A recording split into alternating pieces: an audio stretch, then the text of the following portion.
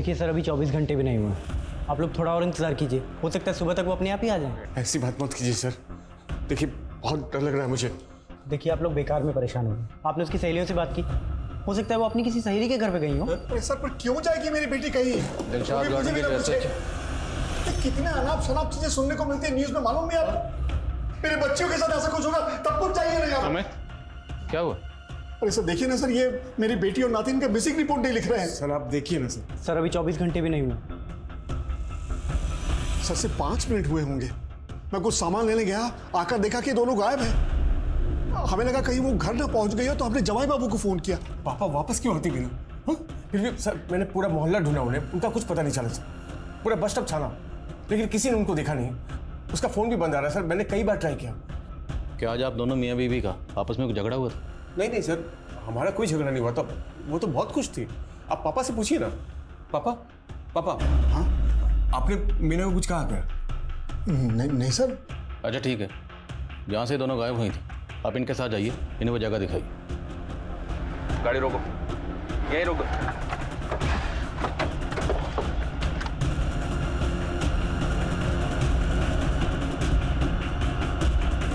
पड़ जाएगा। फीस देने की भी तारीख नजदीक आ रही है। अगर ऐसे रहा तो मेरी तो पढ़ाई छूट जाएगी। मैं पैसे का इंतजाम कर रहा हूँ ना, बस कुछ दिन तुम और संभालो, सब हो जाएगा। ठीक है पापा।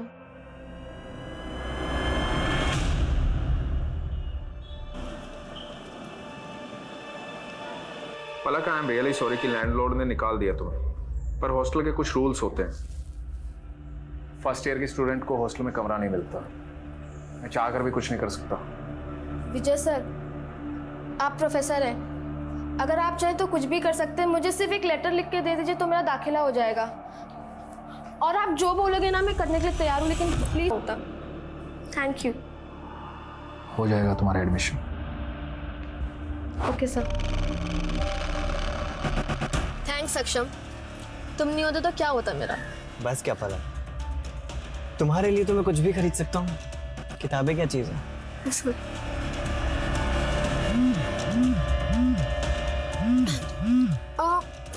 पानी है क्या? प्यास लग रही है। पानी गाड़ी में तो नहीं है, मैं लेके आता हूँ। हाँ।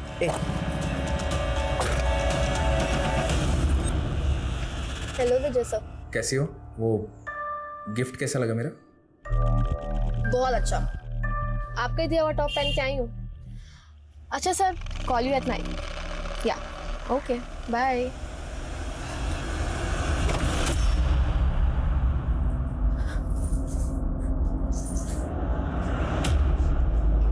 नहीं खाना है मुझे। नहीं, प्लीज रुक जाओ।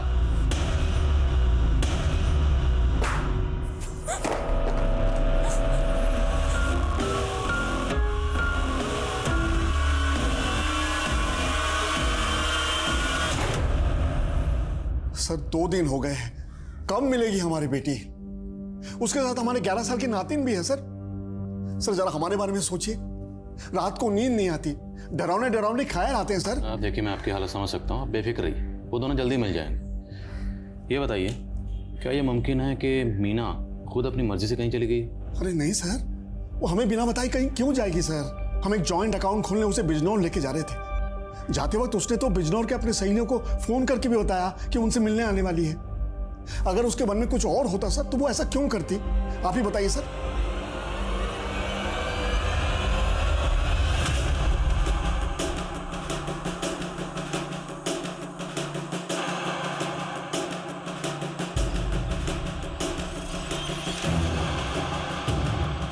अब साहिद के बारे में क्या बताओ साहब। 15 दिन पहले ही यहाँ आए रहने के लिए अपनी पत्नी और बेटी के साथ। ये साहित्य की पत्नी मीना, इनका बिहेवियर कैसा था? मीना भाभी बहुत भली थी, लेकिन उनकी बेटी बहुत जिद्दी थी।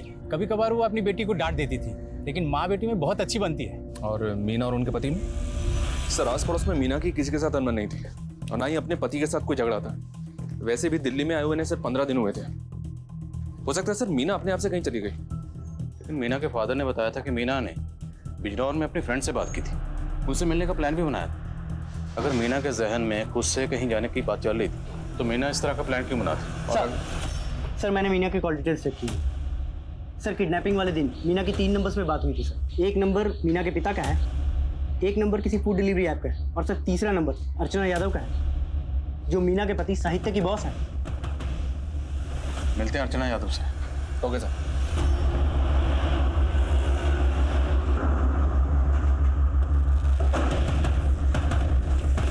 वैसे साहित्य काफ़ी सीधा इंसान है।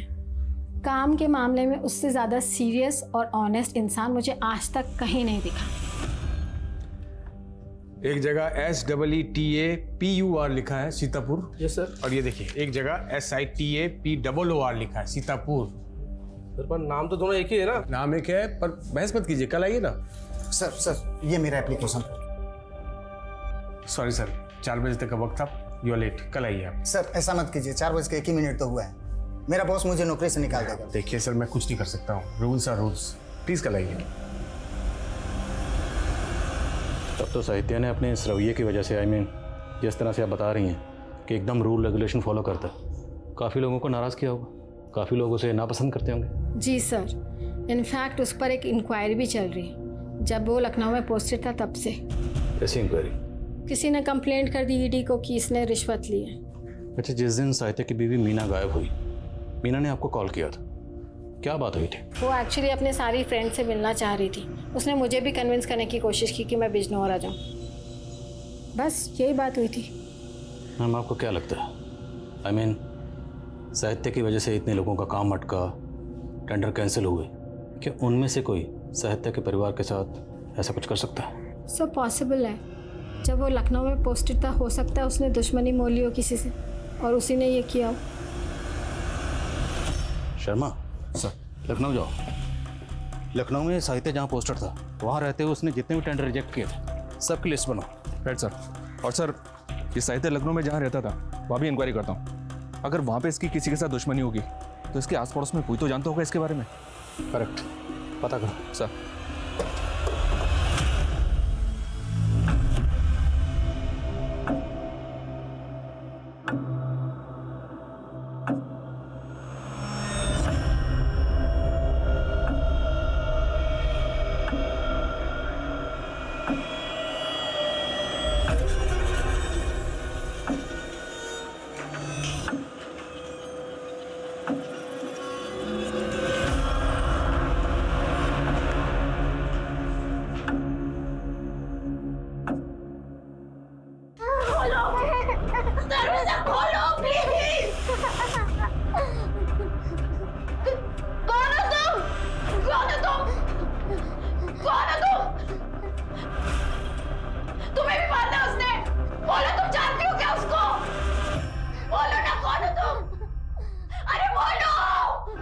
औरत कौन हो सकती है?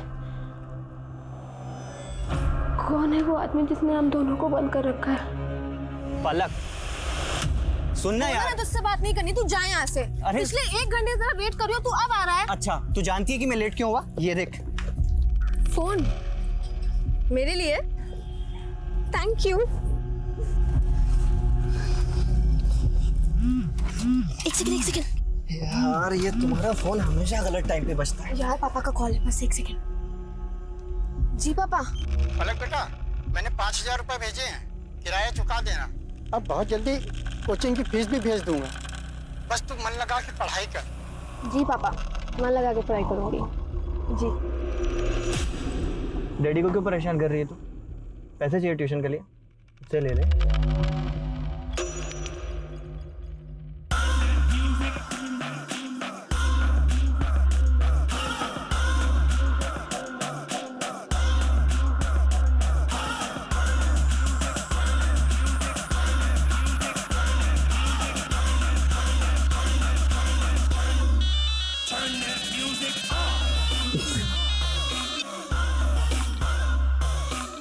Hey, hi. Hi. You are looking damn hot, huh? You also looks fine. Biceps अच्छे बनाए। Thank you. You can touch if you want.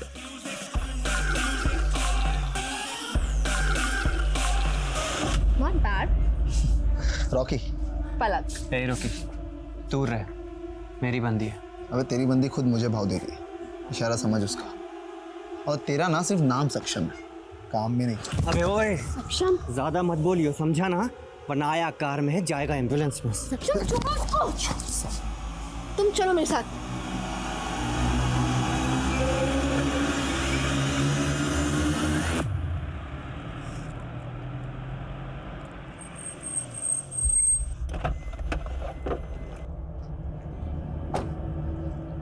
वो रॉकी तो कमीना है, लेकिन तुम्हें उससे चिपकने की क्या जरूरत थी? सक्षम देखो, ऐसा कुछ भी नहीं हुआ है। अभी बहुत रात हो गई, तुम घर जाओ, हम इस टॉपिक पे कल भी बात कर सकते हैं। एंड यू नो ना I love you.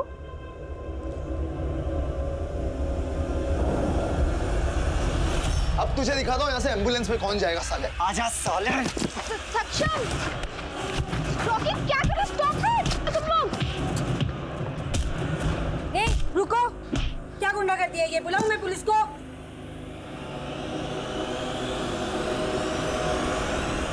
Ma'am please, ma'am आप मेरी एक बार बात तो सुनिए। मुझे कुछ नहीं सुनना पलक, तुम्हारे पेरेंट्स को इन्फॉर्म कर दिया है, तुम यहाँ नहीं रह सकती, जाओ। मैम प्लीज मेरी एक बार बात सुन लीजिए। मैम प्लीज मेरी।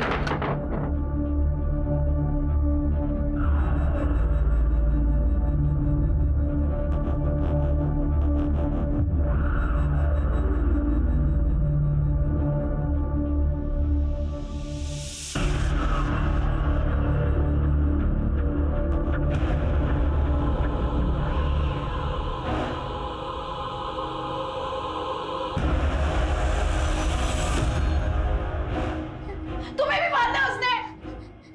तुम जानती हो क्या उस आदमी को? बोलो प्लीज, बोलो, जवाब दो प्लीज। कौन हो तुम? बोलो ना, कौन हो?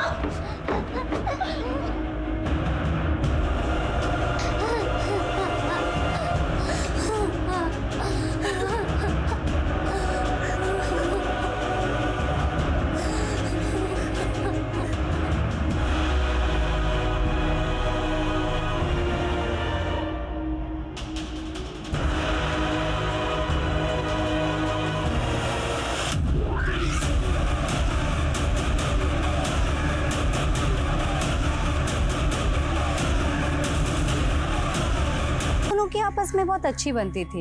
एक दिन कांता गायब हो गई और फिर नंदिनी के पति योगेश ने बहुत बवाल खड़ा किया था। झूठ मत बोल मीना, तू भी मिली हुई है ना उस कांता से? तेरे भरोसे पर अपनी सारी बचत के पैसे जमा किए थे हमने। योगेश भाई, कांता ने धोखा दिया, उसमें मेरी क्या गलती? मेरे पहले से वो यहाँ रहती थी ना, आप सब तो जानते थे उसे। लेकिन तुम लोग गुपचुप तरीके से मिलते थे। कांता के गायब होने से पहले भी तुम उससे मिली थी एक बार। अरे लेकिन उसका मतलब ये तो नहीं कि मतलब कुछ नहीं, हमें हमारे पैसे चाहिए बस। मेरे पास कोई पैसे नहीं है योगेश। पैसे वापस कर वरना मैं तेरी जान से मार दूंगा। पैसे वापस कर मेरे, मुझे नहीं पता। पैसे वापस कर, पैसे वापस कर मेरे, पैसे वापस कर, पैसे वापस कर, पैसे वापस कर, मुझे मेरे पैसे वापस कर, मुझे नहीं पता। मेरे पैसे वापस दे, मेरे पैसे वापस दे, पुलिस को पैसे वापस दे, पैसे वापस कर मेरे। ये योगेश रहता कहाँ है? वो सब तो कुछ महीनों पहले दिल्ली शिफ्ट हो गए। ये योगेश दिल्ली में कहाँ रहता है पता है आपको? नहीं, ये तो नहीं पता।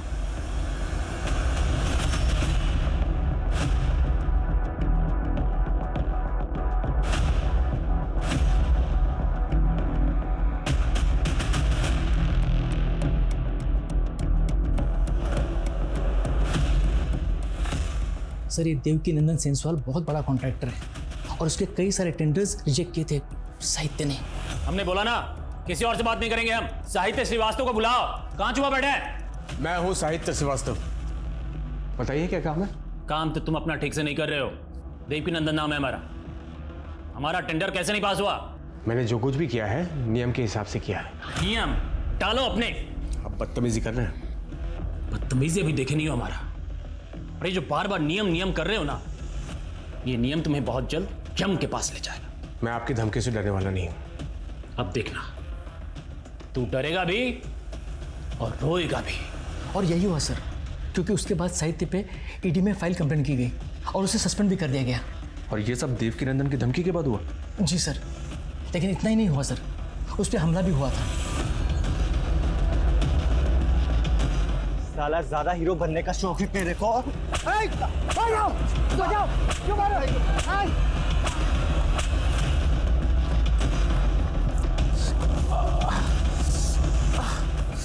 सर, ऑफिस वालों को तो कहना ये भी है कि साहित्य पे वो हमला देवकी नंदन ने करवाया था।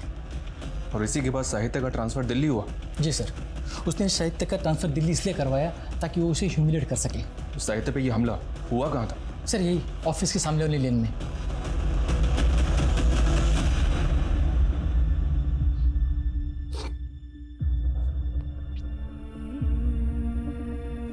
मीना, तुम जहाँ भी हो प्लीज लौट आओ। अगर मुझसे कुछ गलती हो गई हो तो आई एम सॉरी। प्लीज नव्या को लेकर आ जाओ प्लीज। मैं क्या करूं मीना? मैंने पुलिस को फोन करके शिकायत दर्ज की ना, अब वो देख लेंगे योगेश को। अब ये सामान अंदर रखो प्लीज। अरे कैसे मर्द हो तुम? तुम्हारी बीवी पे हमला हुआ, मेरी जान जा सकती थी, मेरा गला दबाया गया और तुम्हारा खून नहीं खोला मुझे देखकर। मैं क्या करूं? वो पुलिस का काम है, पुलिस को करने दो।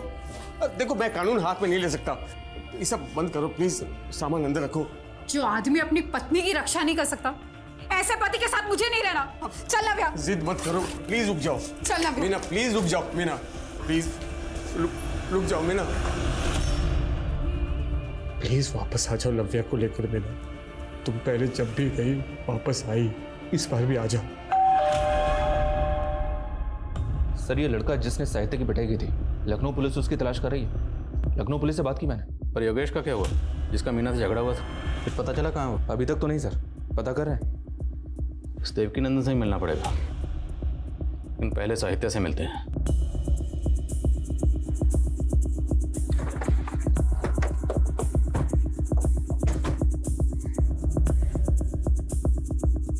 अशोक, यहाँ क्या कर रहे हो? साहब मैंने इनको बुलाया साहब। वो साहित्य है ना हमारा पड़ोसी, उसको कोई अंदर बंदूक रखे हुए था और मैं इधर ही रहता हूँ साहब। उसके चेहरे पे बहुत सारे खून के निशान थे। एक मिनट।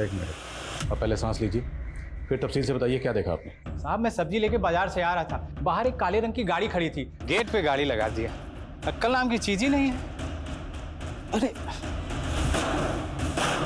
फिर मैं ना अंदर साहित्य के घर से टूटने फूटने की आवाज़ सुनी। जब मैं आया तो दरवाजे को धक्का दिया, लेकिन दरवाजा खुला नहीं। फिर मैं खिड़की से देखा तो साहित्य को ना कोई बंदूक रखे हुआ था सर पे और उसके चेहरे पे मार के निशान थे। ये देख के डर गया साहब। फिर मैं जाके हवलदार साहब को बुला के लाया। जब मैं आया तो देखा दरवाजे में ताला लगा हुआ और वो काले रंग की गाड़ी भी गायब थी। तो जो काले रंग की गाड़ी थी उसका नंबर याद है आपको? साहब नंबर तो याद नहीं, लेकिन हाँ यूपी का नंबर प्लेट था। इस विंडो से देखा था आपने? हाँ साहब।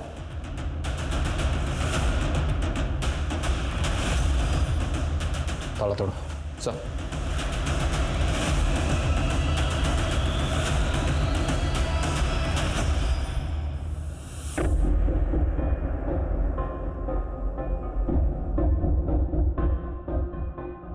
सर इतने खून के धब्बे? साहित्य को बहुत बुरी तरह से पीटा होगा उसने। पहले साहित्य की बीवी और बेटी को गायब किया गया। मुमकिन है ये सब किसी एक ही शख्स का काम हो, पर ऐसा कौन है जो साहित्य और उसके परिवार के पीछे इतनी बुरी तरह से पड़ा हुआ है?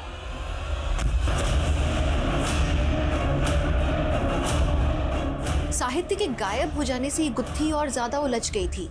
देवकी नंदन और योगेश दोनों पुलिस के प्राइम सस्पेक्ट्स थे, लेकिन दोनों गायब थे। पुलिस उन्हें ढूंढने की कोशिश कर रही थी। साहित्य पर जिसने हमला किया था, पुलिस को उसकी भी तलाश थी। पुलिस को शक था कि देवकी नंदन ने उसे हायर किया था इस काम के लिए, लेकिन जब सच विजय, क्या कर रहा है ये तू? मैंने कुछ नहीं किया, ये पकड़ के खींची मुझे वहां। नौटंकी बहुत बड़ी। ये इतने दिनों से मुझे ब्लैकमेल करके मेरे साथ गलत काम कर रहे थे। मेरे पास फोटोज है और जब आज मैंने उनके साथ ये सब करने के लिए मना किया तो रहने का ठिकाना दिया तेरे को। छोड़ घटिया आदमी। छोड़ूंगा नहीं तुझे।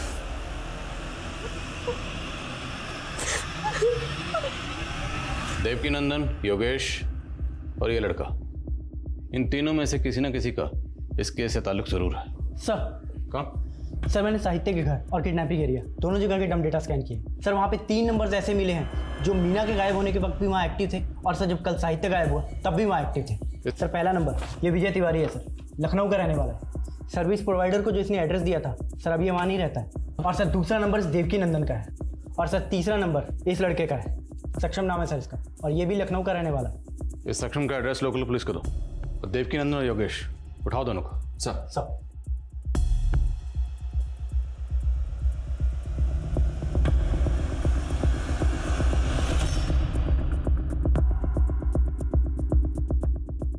अब आपके लोगों ने खामखा उठा लिया हमें।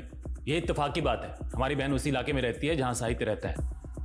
और जिस दिन की आप बात कर रहे हैं उस दिन तो हम साहित्य के घर गए भी नहीं थे, हम तो अपनी बहन के घर में थे। हाँ, उससे कुछ दिन पहले हम साहित्य के घर जरूर गए थे थोड़ी मस्खरी करने, लेकिन उसको या उसके परिवार को नुकसान पहुंचाने का हमारा कोई इरादा नहीं था। हमारा बदला उसके साथ उसी दिन पूरा हो गया था जब हमने उसका ट्रांसफ़र लखनऊ से दिल्ली कराया था। अब हम बिना कारण उसको या उसके परिवार को क्यों उठवाएंगे? जब बिना कारण तुम उसे धमकाने के लिए गुंडे भेज सकते हो तो किडनैप भी करवा सकते हो। सक्षम को भेजा था ना उसे धमकाने के लिए। कौन सक्षम? कौन है ये लड़का? कसम से हम पहली बार देख रहे हैं इसको। जब तक सच नहीं बोलोगे हमें तुम बार बार देखोगे। दिखाओ जरा से। साहब ऐसा मत कीजिए। साहब मुझे तो पता भी नहीं था कि साहित्य और मीना दिल्ली में है, और गुस्सा तो मीना को लेकर था साहब। मैं उसकी बेटी को क्यों उठाऊंगा साहब? इसको ही भेजा था ना तूने साहित्य को पीटने के लिए? नहीं साहब, मैं इसे नहीं जानता साहब। थोड़े से साहब मेरी बात तो सुनो। साहब सर, ये योगेश और देवकी नंदन दोनों एक ही बात पर अड़े हुए हैं, कुछ नहीं बोल रहे। सर एक कॉमन लिंक मिला है सर। साहित्य के मोहल्ले की एंट्रेंस पे एक सीसीटीवी है सर। जिस दिन साहित्य गायब हुआ था उस दिन वहाँ पे एक ब्लैक कलर की कार को स्पॉट किया गया था। ये देखिए सर। और सर सेम कार को उस बस स्टॉप पे भी स्पॉट किया गया था जहाँ से मीना गायब हुई थी। सर मैंने नेबर से क्रॉस वेरीफाई किया, ये वही कार है जो साहित्य के घर के बाहर खड़ी थी। सर ये उस कार के ओनर की डिटेल्स हैं। यूपी का नंबर और विजय तिवारी के नाम पर रजिस्टर्ड है। विजय तिवारी? एक मिनट सर, साहित्य के एरिया में जो 3 नंबर्स एक्टिव थे,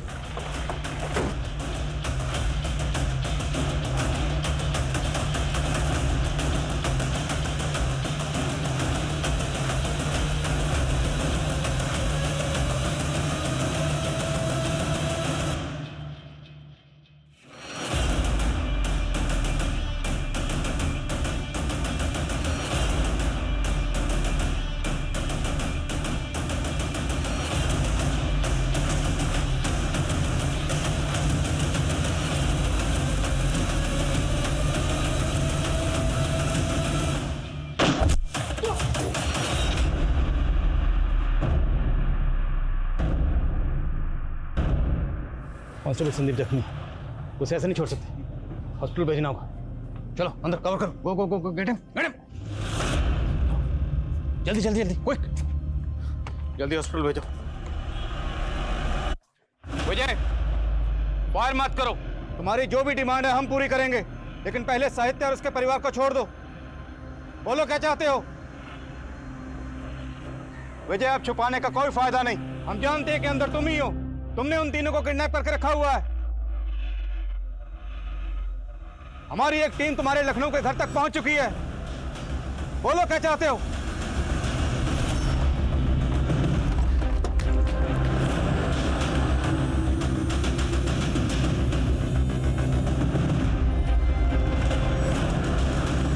अच्छा किया आप लोग आ गए, मैं आप ही को फोन करने वाला था। कल से बहुत बदबू आ रही है। कौन कौन रहता है यहाँ पर? विजय तिवारी जी और उनकी वाइफ। भाभी जी तो बहुत दिन से दिखाई नहीं थी, और विजय जी भी गायब हैं। विजय मुझसे बात करो अपनी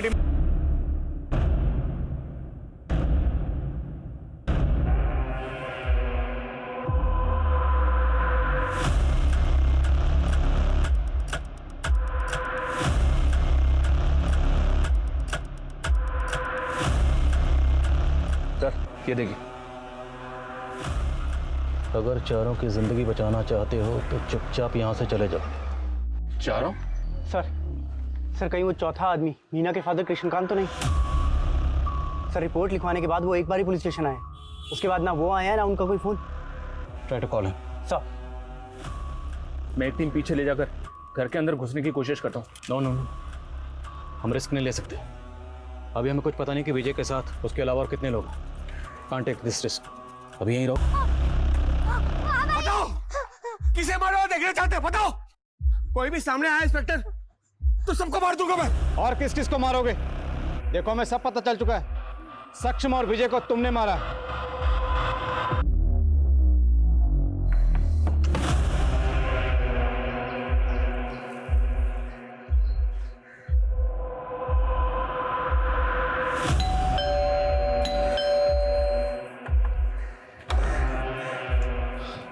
पलक यहाँ आई थी, ओह, तो पलक ने भेजा है तुम्हें, नए पार्टनर है उसके, ब्लैकमेल करने आया मुझे।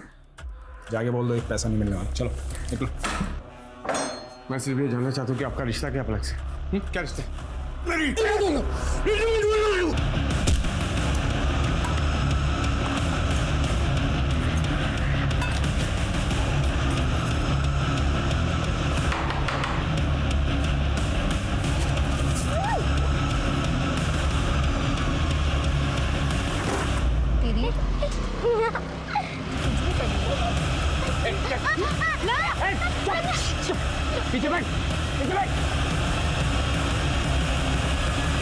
साहित्य इस रिजेक्शन को बर्दाश्त नहीं कर पाया और ये शायद उसकी ट्रॉमेटिक बचपन के कारण था। बचपन में अपने पिता, उसके बाद अपनी माँ के द्वारा ठुकराए जाने के बाद साहित्य की स्थिति ठीक नहीं थी। उसे लगता था कि हर कोई उसे ठुकरा देता है, उसका तिरस्कार करता है।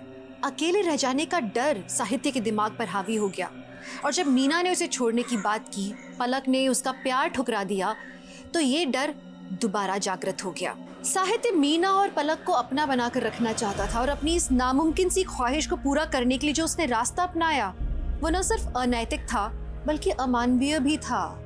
उसने उन्हीं लोगों की जान खतरे में डाली जिनसे वो प्यार करता था।